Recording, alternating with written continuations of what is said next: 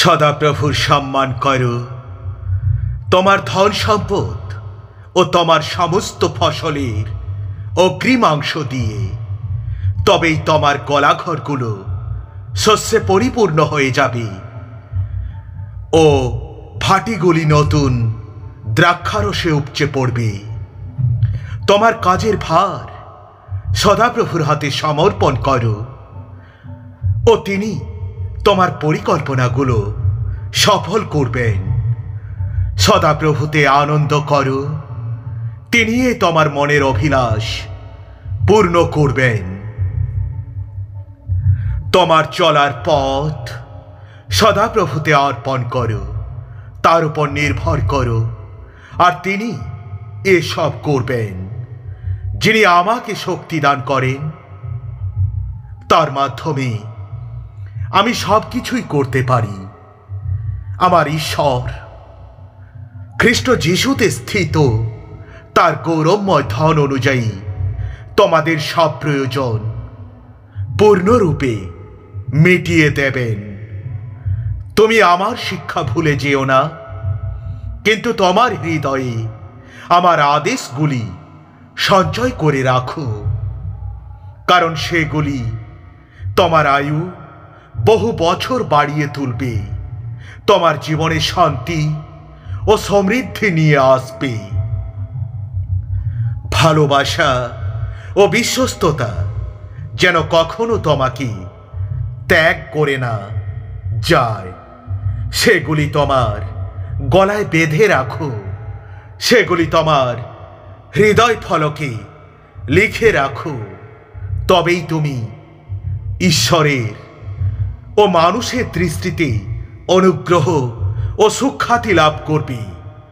তোমরা প্রভুর কাছে নিজেদের নম্র করো, তিনি এই তোমাদের উন্নীত করবেন। তোমাদের জন্য কৃত পরিকল্পনার কথা আমি জানি, সদাপ্রভু এই কথাই বলেন। তা হল তোমাদের সমৃদ্ধির পরিকল্পনা, তোমাদের ক্ষতি করার নয়। তোমাদের এক আশা ও ভবিষ্যৎ মঙ্গল দানের পরিকল্পনা। তুমি সর্বান্তঃকরণে সদাপ্রভুর উপর আস্থা রাখো ও নিজের বিচক্ষণতার উপর তুমি নির্ভর করো না।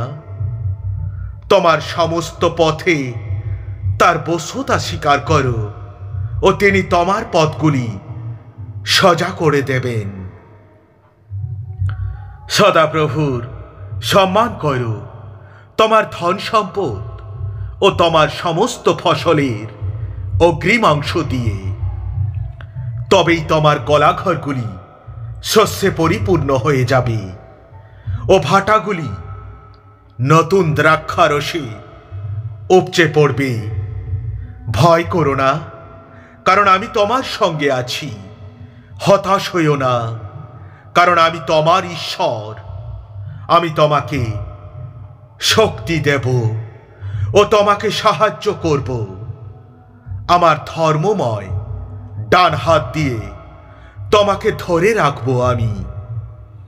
আমি তোমাদের সত্যিই বলছি, আমার উপর যার বিশ্বাস আছে, আমি যে কাজ করছি সেও অনুরূপ কাজ করবে, এমনকি এর চেয়েও মহৎ সব কাজ করবে, কারণ আমি পিতার কাছে যাচ্ছি। যিশু বললেন, যদি আপনি পারেন, যে বিশ্বাস করে তার পক্ষে সব কিছুই সম্ভব। কোনো বিষয়ে উৎকণ্ঠিত হইও না, কিন্তু সব বিষয়ে প্রার্থনা ও মিনতি দ্বারা ধন্যবাদের সঙ্গে ঈশ্বরের কাছে তোমাদের সব অনুরোধ জানাও। তোমরা এই জগতের রীতি অনুযায়ী চলো না, কিন্তু তোমাদের মনের নবীকরণ দ্বারা স্বরূপান্তরিত হও। তখন তোমরা ঈশ্বরের ইচ্ছাকে যাচাই ও অনুমোদন করতে পারবে, যা উৎকৃষ্ট, প্রীতিজনক ও সিদ্ধ।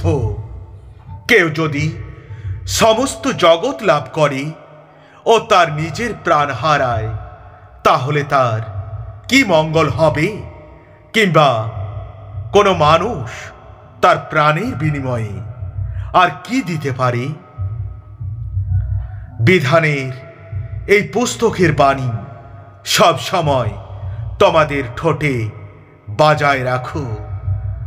দিন রাত ও নিয়ে ধ্যান করো, যেন এর মধ্যে যা কিছু লেখা আছে তা পালন করার ব্যাপারে তুমি যত্নশীল হও। তবেই তুমি সমৃদ্ধিশালী ও কৃতকার্য হবে। অল্প বিষয়ে যার উপরে নির্ভর করা যায়, বহু বিষয়েও তার উপর নির্ভর করা যায়।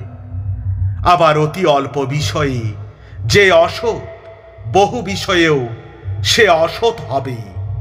তাই জাগতিক ধন সম্পদ ব্যবহারের ক্ষেত্রে তোমরা যদি বিশ্বাসযোগ্য না হও, তাহলে কে বিশ্বাস করে তোমাদের হাতে প্রকৃত সম্পদ গচ্ছিত রাখবে? আমি তোমাদের এইসব বললাম যেন তোমরা আমার সঙ্গে সংযুক্ত আছো বলে মনে শান্তি পাও। আমার অনুগ্রহ তোমার পক্ষে যথেষ্ট, কারণ আমার শক্তি দুর্বলতায় সিদ্ধি লাভ করবে। অতএব আমার দুর্বলতাগুলি সম্পর্কে আমি সানন্দে আরো বেশি গর্ব করব, যেন খ্রিস্টের শক্তি আমার উপরে অবস্থিতি করে। ধন্য সেই ব্যক্তি যে দিনহীনদের জন্য চিন্তা করে। সংকটের দিনে সদাপ্রভু তাকে উদ্ধার করেন, সদাপ্রভু তাকে রক্ষা করেন আর জীবিত রাখেন। তিনি তাদের দেশে তাদের সমৃদ্ধি দেন। সদাপ্রভু তাকে তার শত্রুদের ইচ্ছায় সমর্পণ করেন না। আমি তোমাদের মধ্যে শান্তি রেখে যাচ্ছি, আমারই শান্তি তোমাদের প্রদান করছি। জগৎ যেভাবে দেয় আমি সেভাবে তোমাদের দান করি না। তোমাদের হৃদয় যেন উদ্বিগ্ন না হয় এবং তোমরা ভীত হইও না। বিনীত উত্তর ক্রোধ প্রশমিত করে, কিন্তু রূঢ় কথাবার্তা ক্রোধ জাগিয়ে তোলে।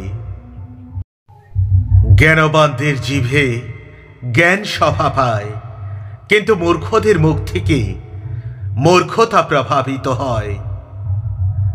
সদাপ্রভুর চোখ সর্বত্র আছে, দুষ্ট ও সুজন উভয়ের উপরেই তার দৃষ্টি আছে।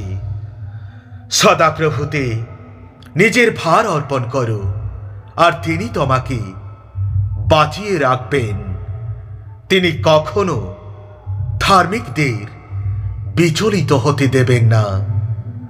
তোমাদের সমস্ত চিন্তা ভার তারই উপরে ফেলে দাও, কারণ তিনি তোমাদের জন্য চিন্তা করেন। সদাপ্রভুর অপেক্ষায় থাকো, শক্ত হও ও সাহস করো এবং সদাপ্রভুর অপেক্ষায় থাকো। God bless you.